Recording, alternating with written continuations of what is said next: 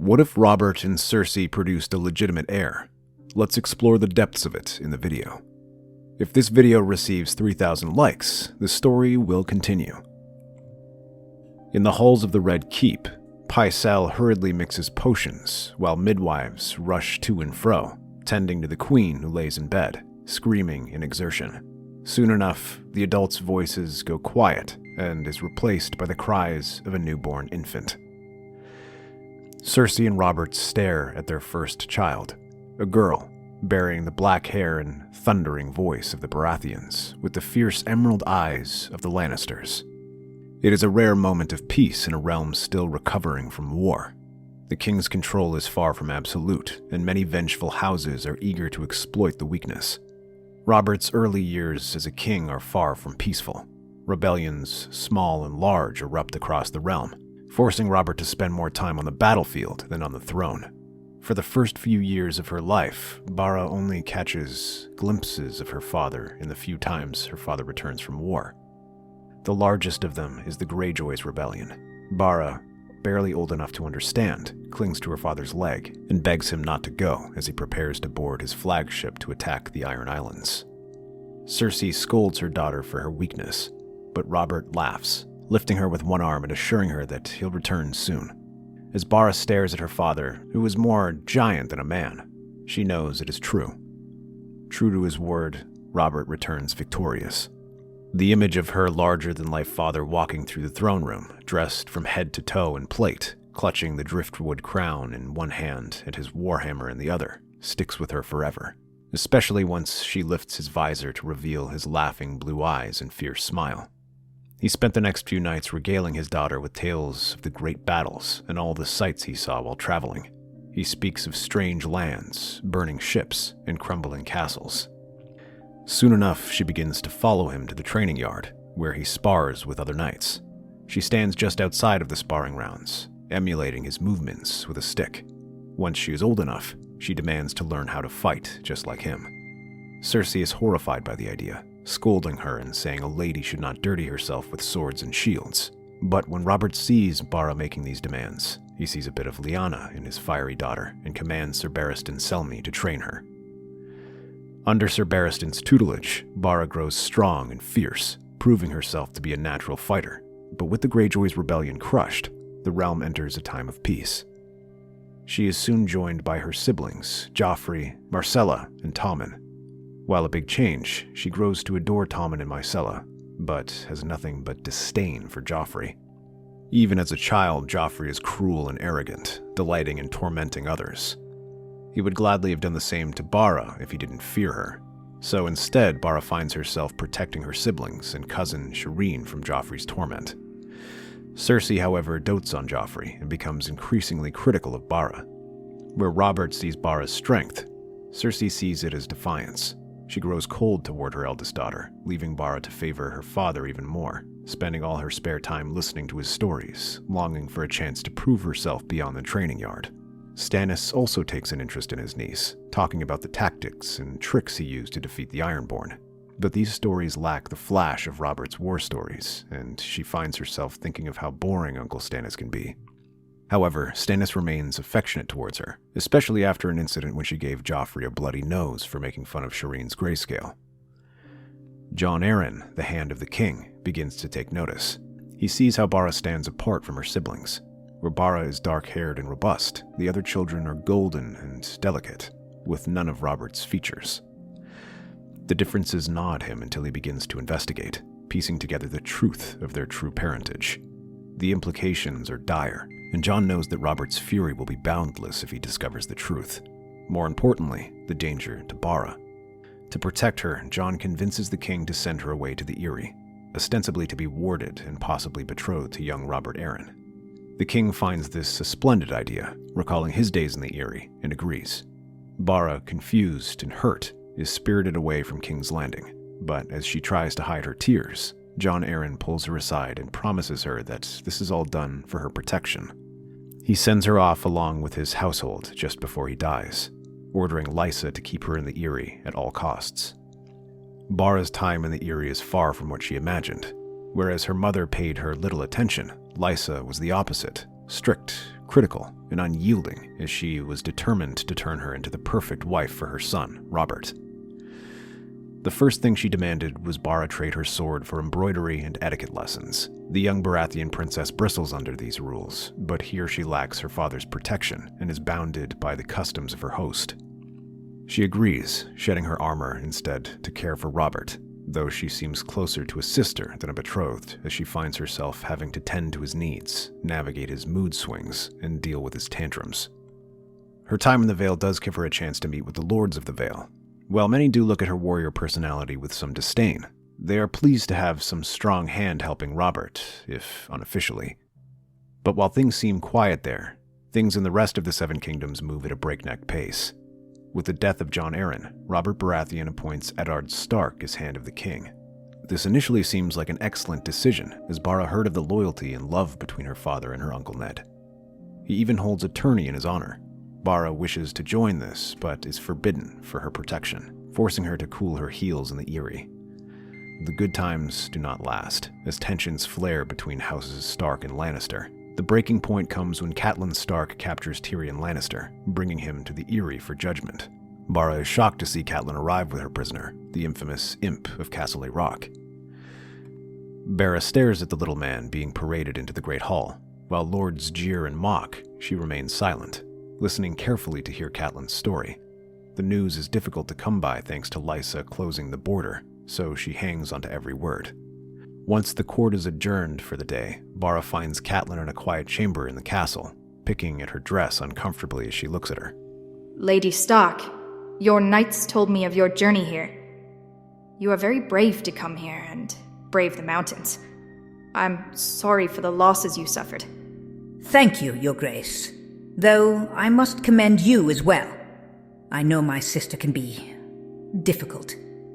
You are very brave to remain here, and very patient. Thank you. Though I don't feel particularly brave. There are different kinds of bravery. It's not always just battles and wars, but also being able to stay where you are needed and being there for others, especially now with so much happening. That is what I wish to talk with you about. What is happening in the realm? There are rumors that the Lannisters were responsible for Jon Arryn's death. I recently discovered that Tyrion Lannister was involved in a plot to kill my son. Can that be true? What could they gain from doing such things? That is what I wish to understand as well, child. It is why my husband has ridden south. He wishes to learn the truth. The Lannisters serve themselves above all. You say this to a Lannister. And yet, I see in you none of her guile. You remind me more of Eddard and your father. Honest and fierce. Be cautious, Bara. The court has become a nest of vipers. I've never met Uncle Ned. What is he like? Honorable, brave, kind, and foolish at times. He only came south to protect your father. He is one of your father's dearest friends, and will do anything to protect your father's legacy. It seems like Tyrion might not have been the murderer after all, as the trial by combat deems Tyrion innocent. But it is too late. Lannister raiders begin attacking the Riverlands in retaliation. Bara feels a fire ignite within her as she hears the report. Her disgust at the atrocities mingled with the excitement of finally having a chance to fight in a war. As Catelyn and her party prepare to depart, she offers to join them. But just as she prepares to act, more news arrives. News that gives her second thoughts. The first is that her father has died while hunting. The reports rock Bara to her very core as she thinks back to her father. First, the strapping young warrior she grew up with, then to the drunken but still jolly and loving king he became. She had always assumed he would live for many more years. If that wasn't enough, news follows that Ned Stark was arrested for attempting to prevent her brother Joffrey from taking the throne. 100 thoughts swirl around her mind as she thinks of her brother. While bratty, the throne is his right by law. She wonders why Lord Stark would do this, and questions what Catelyn told her about him. A messenger arrives from Dragonstone. Not just any messenger, though. The Red Woman, Melisandre. The priestess of R'hllor radiates an eerie calm as she seeks an audience with Bara. There she delivers a letter from Stannis Baratheon himself, its contents shaking Bara to her core. In the note, Stannis makes the strangest claims, that her siblings are all born of incest between Cersei and Jaime. It cannot be. It is truth. Your siblings are not your father's blood.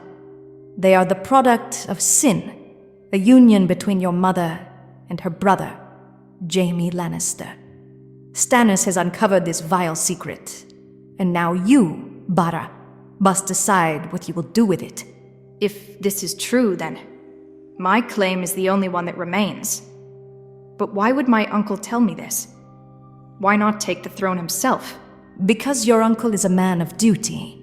He knows that the throne belongs to Robert Baratheon's true heir. But make no mistake, child. There is a darkness coming. One growing stronger beyond the conflicts of men. I am no queen. I am but a girl. What claim could I press when war rages across the realm? I will look like a usurper, like Whenever the Pretender. You've longed to emulate your father, child. This is what it means. He did not ride out in rebellion thinking of claims, but only what was right. If you cannot do that now, perhaps it is best if Stannis takes the throne while you remain here and serve your new husband. Very well, then. I hear Robb Stark is mustering his banners. If I join Lady Catelyn now... No. If you leave with Lady Stark, you become more beggar than princess. Your army is here, among the men of these mountains. They know you. Make them follow you so that there is no question who you fight for. Then send letters to the Lady of Winterfell and tell her to pledge her son to your cause if she is truly a friend. And if I fail? You will not fail. The flames have shown me your path. But what if I do? Then the realm shall drown in shadows. Taking a deep breath, Bara looks down at the letter in her hand, her mind spinning with doubts, fears, and an ember of something else.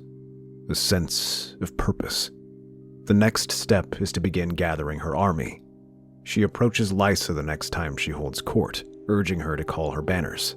However, Lysa's paranoia festers, and she refuses to lend the strength of the Vale to any cause, clinging to her isolation. But as the lords hear this, they begin to grumble amongst themselves. Seeing this, Melisandre urges Bara to approach them individually. She appeals to their honor and sense of duty, reminding them of their loyalty to House Baratheon and the realm. More importantly, she reminds them that she was sent here by Jon Arryn for them to protect her. Now that the plot was exposed, to do not would be a betrayal of his hopes. Robert Arryn proves to be stubborn, but Bara finds a way with Melisandre's help. She reminds him that Lysa promised him a princess, but with this revelation, her kingdom is at risk. Doing nothing would turn his future wife into a beggar, but if he were to help her, the Seven Kingdoms would hail him as the most gallant and heroic knight. Robert Arryn is swayed by these words and overrules his mother. Soon, an army of 15,000 marches out with Bara Baratheon. She is accompanied by Jon Royce and other experienced lords to provide her with expertise. Though she is young and untested, she rides out with the weight of her father's legacy on her shoulders, determined to carve her name into the annals of history. As they approach the bloody gates, she looks back at the Vale, the same place her father got his start in the rebellion, and raises her sword in salute to him. I will avenge you, father. The Vale army winds its way through the Riverlands, passing through the Mountains of the Moon, braving the occasional attack from the Mountain Clan, which gives Bara a chance to face off against real foes. Although surrounded by more experienced men, the sight of their princess getting into the mud and cutting through these raiders helps raise morale. But these things do not get easier as they reach the Riverlands and see the Lannister brutality on full display. The stench of burnt wood and charred flesh lingers in the air as they pass through burning holdfasts and shattered villages. Bara rides at the head of her forces, her eyes scanning the ruins of villages reduced to ash. Starving peasants line the roadsides, hollow-eyed and trembling, some hurrying for shelter and others waiting to die. Bara orders her men to help whoever they can, guiding survivors to safety, sharing food, or beating back raiders. While some advise them to keep moving, Bara reminds them that she will not be a queen who ignores the plight of her subjects. Jan Royce approves of this decision and rides up beside her. This is a land of wounds now. The people will remember who mended them and who inflicted them. From these small folk she gathers more reports of what happened. They speak of the mountain, of knights with red lions on their banners burning their homes and slaughtering their families. Bara listens in silence, her knuckles whitening on the reins of her horse. Each tale of horror fuels the fire in her chest, hardening her resolve. A part of her is disgusted, and another part is ashamed. Though she always sees herself as a Baratheon, she knows she is half Lannister. Each atrocity is taken as a personal insult. Royce watches her closely, offering counsel where he can, but there are moments when even he falters in his faith. When she hesitates to order the execution of a captured bandit flying Lannister colors, Royce intervenes, deciding for her. The reprimanding glance he gives afterwards stings more than his words, simply reminding her that hesitation in war can mean death. Their advance does not go unnoticed. As Tywin prepares to deal with the Starks, he receives reports of Bara's army arriving. He dispatches a force of about 6,000 men led by Sir Flemont Brax to check their advance. This clash takes place in the Salt Pans, where the Lannisters try to fortify. However, the Vale Knights arrive faster than expected, and the defenses are only half prepared. Bara leads the charge with her knights crashing through the Lannister forces, who hastily try and organize themselves. Her men manage to storm through the gates before they are barred, allowing them to storm through the streets. Bara herself cuts through the chaos, her blade meeting Sir Flemont Brax in a clash of steel. He underestimates her, sneering as he lunges, but her training with Sir Barristan kicks in. With a quick sidestep, she drives her sword through the chink in his armor, ending him with a single precise thrust. Blood sprays across her armor as she pulls the sword back, her chest heaving, the shouts of victory ringing in her ears. Although only a small force, the victory raises morale among her troops, their cheers echoing across the battlefield. The people of the Salt Pans join in their celebration, thanking them for their salvation. Bara orders her ravens to send word of their triumph to Lady Catelyn at Riverrun, hoping to secure an alliance with the North and the River Lords, as they recently broke off the siege of Riverrun and captured Jaime Lannister. Seeing this, Tywin takes the majority of his forces back to King's Landing to try and secure his position and gather new levies. He does leave a small contingent, a combination of his forces and raiders under the command of Tyrion and his Mountain Clan, to harass the Vale forces. She hopes that with their combined forces, they can fall on Tywin from both sides, but the reply comes back swiftly without the answer she hopes for. The Starks and their allies were already wary of too many contenders for the throne. Many Northmen and Rivermen are hesitant to accept another Lannister on the throne. Instead, they decide to declare Robb the king of their kingdom.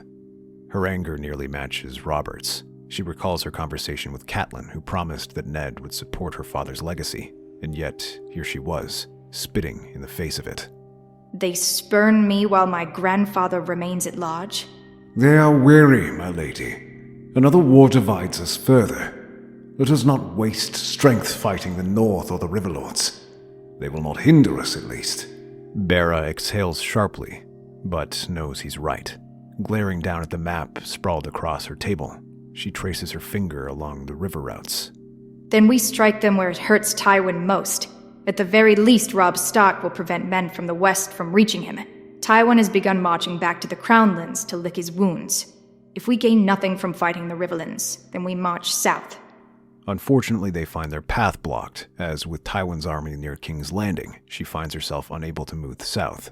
Meanwhile, she cannot go north without risking the ire of the king in the north. She hopes to raise more levies in the Crownlands, but news soon arrives that Joffrey has now declared his eldest sister a usurper and offers a massive bounty to whoever brings him her head. The news stuns the Valemen, but rather than turning against them, it hardens their resolve. They've seen Bara fighting alongside them and witnessed her compassion. They saw how Jon Arryn risked protecting her and dying to expose the crimes of Cersei and Jaime. To them, this is just confirmation of their cruelty. But as they gather in the Salt Pans, gathering levies from the Rivermen, small folk nearby, Bara receives word of ships approaching, bearing the sigil of a flaming heart. Melisandre is quick to assure Bara that this is her uncle. The Lord of Dragonstone lands in the town, staring at his young niece. He lacks Robert's warmth, and the meeting feels more formal than familial. but there is a flicker of something in his eyes. Pride, perhaps even a little affection. You've done well to bring the Vale to heel, but we face a new threat. Renly has raised an army in Highgarden. He fancies himself king now. But Uncle Renly's claim is even weaker than Joffrey's. How could he possibly justify it? He has an army, and he thinks that's enough. How can we deal with the Lannisters with this folly? Enough grumbling, niece. The war is not lost yet. Tywin's force is diminished thanks to your victory in the Salt Pans, and having to detach men to raid and harry his forces. But if he reaches this city, he can fortify it and have the manpower to withstand a siege. If that is the case, Renly may move in and take it, as we do not have the man to oppose him. We must defeat Tywin and take this city before Renly can act. Then maybe we can assert ourselves. Heeding these words, Bara announces to her army that they will finish off the wounded lion. The men erupt in cheers at this response, and the next day, the army marches south in hot pursuit. Lyn Corbray rides on ahead, taking the Vale's swiftest riders to harass and attack the enemy army as they retreat. Though Adam Marbrand proves to be an effective rearguard commander, the Knight of House Corbray is a ferocious opponent and they clash several times. Dozens of men die in these attacks, and while the losers are replenished as Tywin gathers recruits from the houses he passes, it puts immense pressure on the Lannister army. Seeing this, Stannis dispatches Sir Richard Horpe and Morton Waynwood to beat them to it, gathering their reinforcements and depriving Tywin of manpower. Stannis' presence adds new strength to the army. With Bara's bravery, Jon Royce's gallantry, and Stannis' discipline, the army moves with renewed vigor, catching up to Tywin and forcing him to halt and meet their advance just outside Rosby. By now, the Lannister army numbers 8,000, and the Baratheon forces over 20,000. But on the night before the battle, the strangest thing happens. While standing over the walls of the castle to monitor the enemy forces, Tywin tumbles off the parapet towards his death. Some say he feared facing Stannis, others claim he couldn't bring himself to fight his granddaughter, and some even claim the shadows came to life and attacked him for his sins. Without Tywin, Kevan manages to rally them and organize the battle lines, but his loss shakens the army up as they march out. They meet in a thunderous clash of steel and flesh. The Vale Knights, led by Lyn Corbray, drive into the Lannisters' left flank, which is their weakest link. The young Vale Knight whirls through the battle lines, Lady Forlorn cutting through foes left and right, and the forces commanded by Lord Craighall struggle to hold their line. Bera charges alongside them, her sword cutting through her grandfather's bannerman. Years of experience come forward, her ferocity in full display as the young knights of the Vale surround her. On the right flank, Stannis' forces press hard against the Lannister center. The Valemen infantry are stiffened with his narrow sea houses and a few levies from the Crownlands and Riverlands. The disciplined Valemen push forward, their shields locked as they drive Kevan's pikemen back. Kevan rallies his men, urging them to hold. He proves a capable commander, deploying the reserves to support the failing left flank as he takes command of the center. The Lannister archers rain arrows upon them, but the Baratheon shield walls hold firm. Slowly but surely, the Lannister line begins to buckle. Jon Royce and his heavy cavalry add to the chaos by hitting the right flank hard. Though the disciplined men under Adam Marbrand hold, it prevents them from helping their comrades. More importantly, it allowed a small force of volunteers led by Sir Davos and Clayton Suggs to strike at the Lannister camp. They overpower the defenders and set fire to the tents. Seeing the Lannisters' banner being ripped down and replaced with the stag of House Baratheon, the enemy forces break as Westermen rush to save their belongings. Kevan roars and tries to gather as many men as he can, but it is no use, and he is soon captured. Bara looks toward King's Landing, the city's distant silhouette glowing against the horizon. Without Tywin's army to defend them, the Lannisters in King's Landing have no choice but to yield. As word of the victory spreads, a rider brings news from the capital, where there is mutiny. The Goldcloaks have rebelled and opened the gates for them. Cersei and her siblings have now been detained and await punishment. When she hears the news, Bara grins at Stannis. The Iron Throne is ours. However, as they march towards the capital, a second rider meets them on the King's Road. Rather than coming from the capital, this man rode south from the Stormlands. Robar Royce of the Rainbow Guard. I've come to deliver a message on behalf of Renly Baratheon. He wishes to discuss terms with his niece. Let's aim for 3,000 likes on this one. Do it for the part 2. That's our theory. Westeros is a land filled with exciting stories and possibilities, and we love exploring them. If you want to accompany us on this journey across the 7 kingdoms and beyond, then please like, share, and subscribe to our channel.